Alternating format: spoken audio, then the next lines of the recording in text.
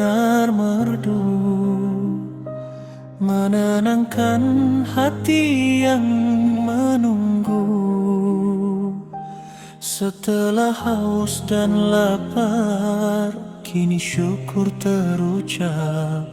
Waktu seakan terhenti saat panggilan itu menggema, menggetarkan jiwa yang rindu pada rahmat dan cintanya. Seharian kami menahan lapar, dahaga, dan godaan, bukan sekadar menunggu senja, namun belajar tentang sabar. Setiap detik yang berlalu menjadi saksi pengorbanan, dan saat azan berkumandang, air mata jatuh perlahan.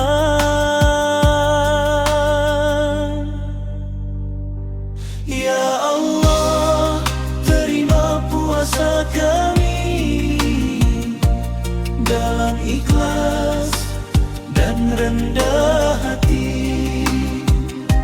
Jadikan hari ini berarti di sisimu yang maha tinggi. Azan maghrib memanggil syukur kami padamu. Nikmat sederhana ini adalah cintamu.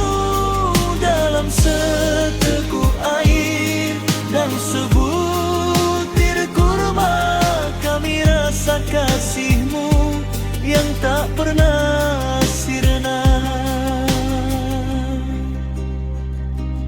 Di meja sederhana ini tersimpan doa-doa sunyi untuk keluarga dan saudara yang jauh maupun dekat. Semoga setiap suapan menjadi berkah kehidupan, dan setiap sujud setelahnya menguatkan keimanan.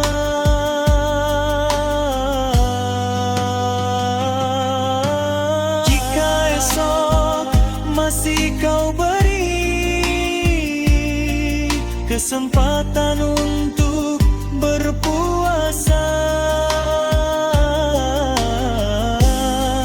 teguhkan hati kami agar tak segadar menahan dahaga, namun menahan amarah, menjaga lisan dan pandangan,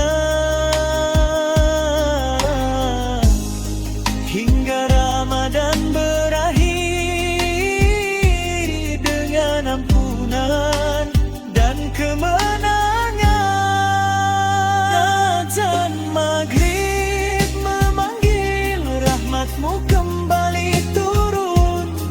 Ramadan penuh berkah, jadikan kami hamba yang taat. Dalam lapar kami belajar, dalam sabar kami tumbuh, hingga jiwa ini bersih dalam cahayamu, ya Allah.